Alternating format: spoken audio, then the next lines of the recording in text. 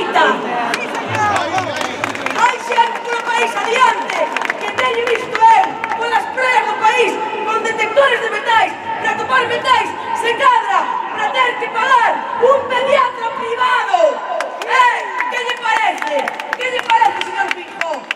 Pagar sanidade privada, estarnos desviando a sanidade privada e facendo desaparecer como por arte de magia as listas de agarda. Pois sí, aquí está a maior lista de agarda deste país. Chega de dignidade.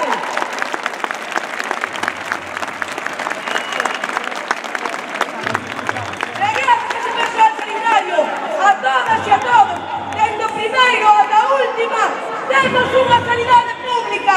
Agradecemos polo moito. Agradecemos. Grazas, compañeros e compañeiros. Grazas. Seladoras, seladores, cociñeiras, médicos, enfermeiras, ¡Disparadora! conductores de ambulancias, todas e todos.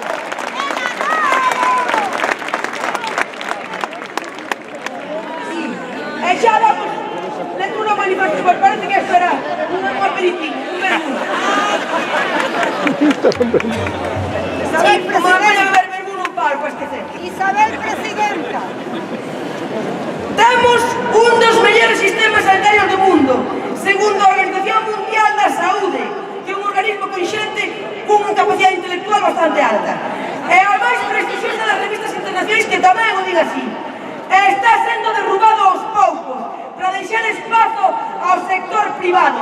As grandes multinacionais sanitarias viron en Galiza unha gran oportunidade de negocio e contan coa colaboración dese gran comercial que é o señor Alberto Núñez Feijóo.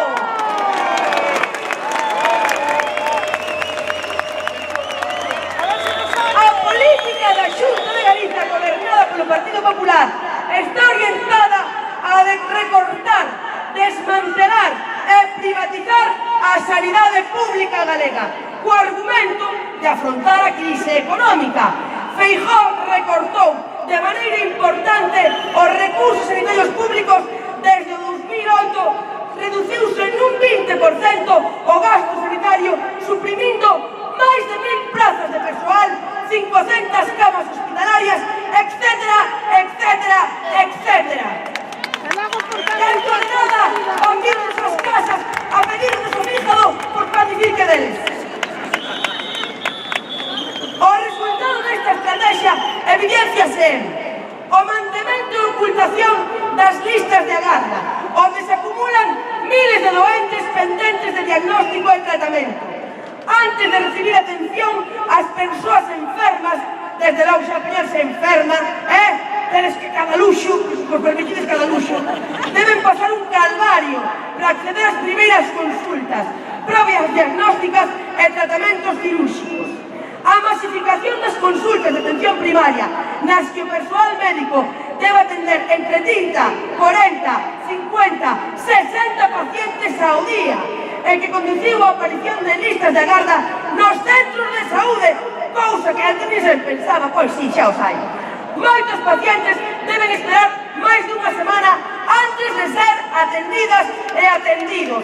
Máis dunha semana, Chega de ver. Cando pasou a semana, igual se está notando o lío.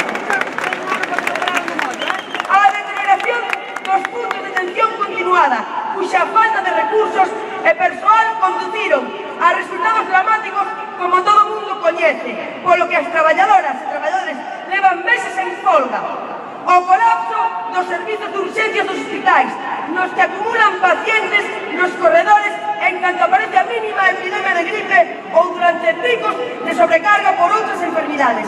A loita das traballadoras e traballadoras do Servizo de Urxencias de Santiago para ampliálo e dotalo adecuadamente é un exemplo de altruismo para mellorar a atención da población. Moito obrigada!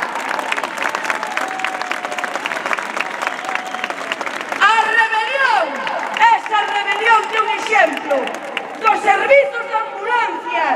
Aquí estamos compañeiros e compañeiras, cuxos traballadores atópanse sometidos a condicións indignas e andan cos coches e cos tubos conducindo. Non lles falta que les paren e con un control.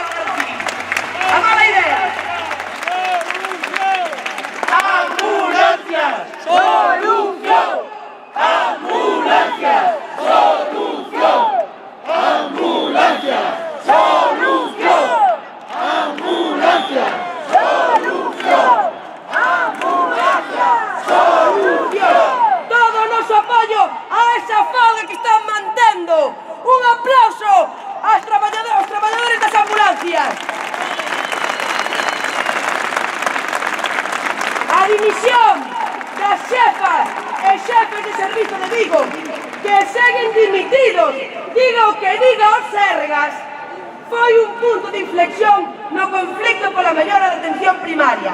A privatización avanza a pasos axigantados, con resultados desastrosos como o Hospital Álvaro Cunqueiro de Vigo, sometido a importantes recortes de recursos e persoal para favorecer o concerto singular co hospital privado Povisa, que non reúne as condicións de persoal e servizos similares aos dos hospitais públicos. O amiguismo político, os conflictos de intereses e as portas xiratorias, e desmarear con tanta porta xiratoria dos xerentes dos hospitais e os cargos públicos están detrás do trato de favor que recibe este centro. O fracaso da privatización hospitalaria en Vigo mostra que é o que ten as maiores listas de agarda de toda Galicia. Un aplauso! Matito Records! Ainda que a movilización popular conseguir que a creación do Hospital Único de Pontevedra sexa de financiamento e gestión privada, os cambios introducidos pola empresa privada redactora do proxecto ao servizo do PP e do Hospital Quirón suprimirá recursos para favorecer a concentración con esta multinacional, reducindo para hilo camas, quirófanos, recursos diagnósticos inicialmente previstos, perpetuando así os déficits da área de Pontevedra. Moi ben, sigan así, señores, sigan así. Núñez Feijóo modificou a Lei Galega de Saúde para cambiar o modelo sanitario galego coa finalidade de alcanzar 4 obxectivos estratégicos, que veñen sendo estes. En primeiro lugar, consolidar a marxinación e o sometemento da atención primaria aos hospitais. O PP aposta por reparar o dano á saúde centrando a súa estrategia na curación, transformando a saúde nunha mercadoría que pode comprar e vender ao sector privado en lugar da promoción, prevención e educación sanitaria que son claves na atención primaria. Os centros de saúde e os PAC cada vez máis empobrecidos e marxinados poderían ser externalizados e subcontratados ao sector privado, como xa fixeron con outros servizos. A rebelión das traballadoras e traballadores da atención primaria abre a esperanza de frear e reverter esta situación. Adiante con esa rebelión!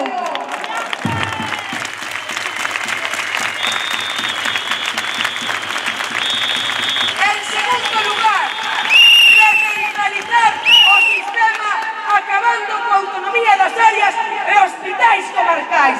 Se vividen no rural, non vivades no atraso, carallo!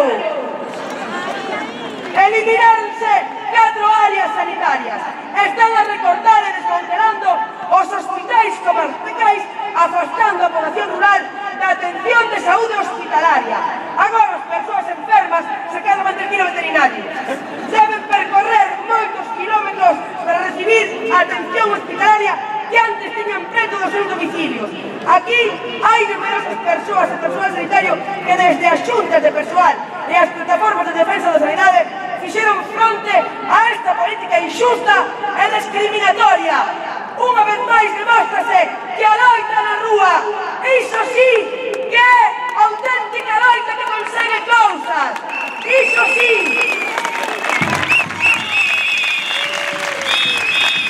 En terceiro lugar, consolidar a precariedade laboral e abrir espazo á laboralización de persoal mediante chiringuitos, como les gustan os chiringuitos, e depois xa toman bebidas e combinados de ser raros, de xestión privada.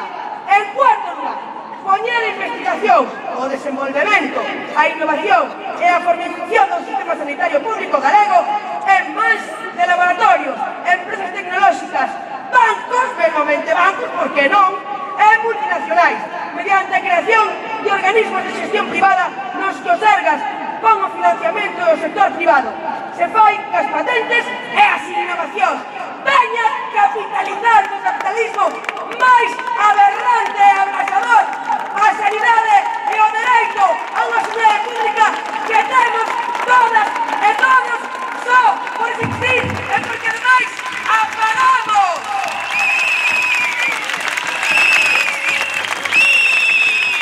Señor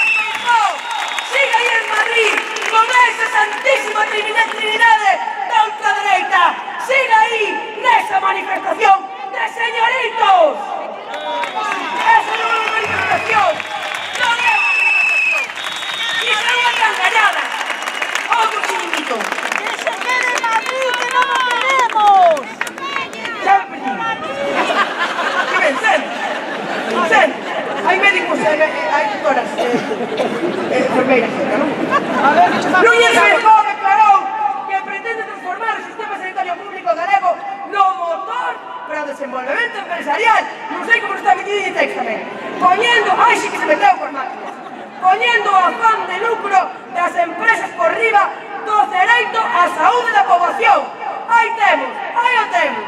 A sanidade pública enfróntase ao dilema de recuperar os recursos recortados ao longo destes anos e que está sumindo nunha crise que pon en risco, mellorando a presente, o sistema sanitario público galego.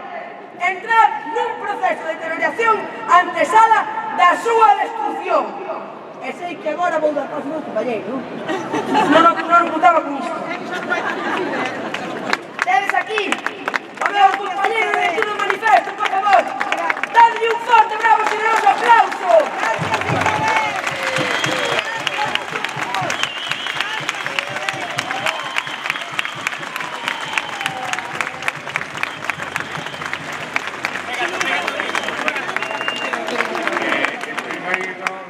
Teño que disculpar a Kiko Cadaval, que non pode estar aquí con nós como estaba previsto por ter un problema familiar grave.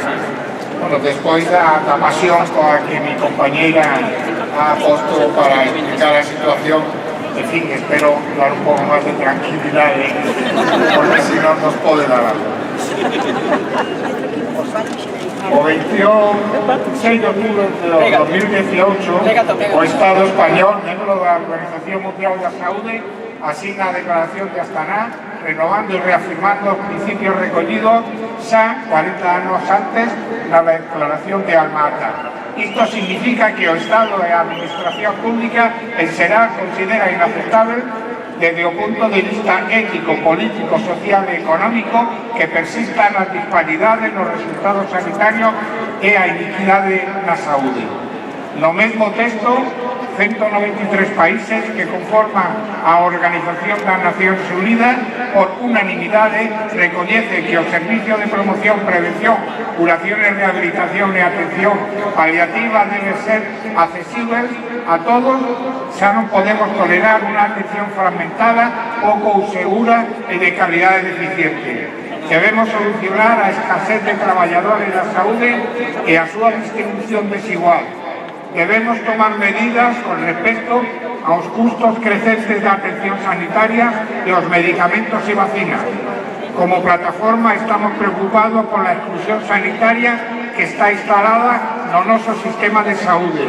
Este deixa en situación de desatención a persoas máis vulnerables, como son as persoas extranxeiras regulares, irregulares ou con doble nacionalidade, as persoas maiores de 65 anos, menores, as mulleres embarazadas e as persoas que precisan atención urgente.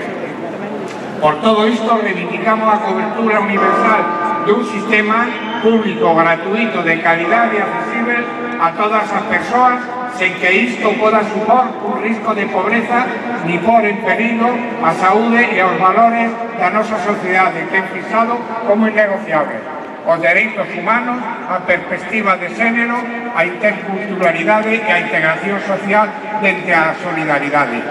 Desde Só Sanidade Pública propoñemos recuperar as áreas sanitarias suprimidas, recuperar os recursos suprimidos nos hospitais comarcais, o aumento do orzamento sanitario, especialmente da atención primaria, eliminar as tasas de reposición e convocar todas as plazas vacantes, oposición inmediata para cubrir todas as vacantes, negociación directa casente dos PAC, negociación directa con responsables dos servicios de urgencia ata acadar unha solución satisfactoria, lo mesmo que os servicios de ambulancia.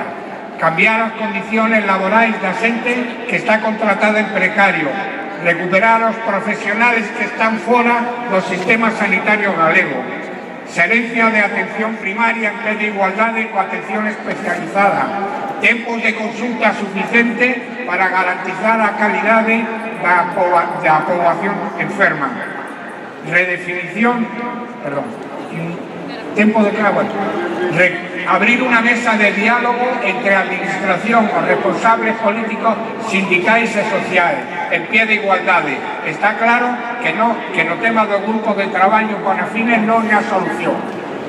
Non a privatización do sistema sanitario. En definitiva, elaboración dun novo plan para mellorar a atención primaria, a atención hospitalaria e o resto dos recursos dos tremendos recortes que asometeu o Partido Popular. Non a privatización. Non, non, non. A privatización.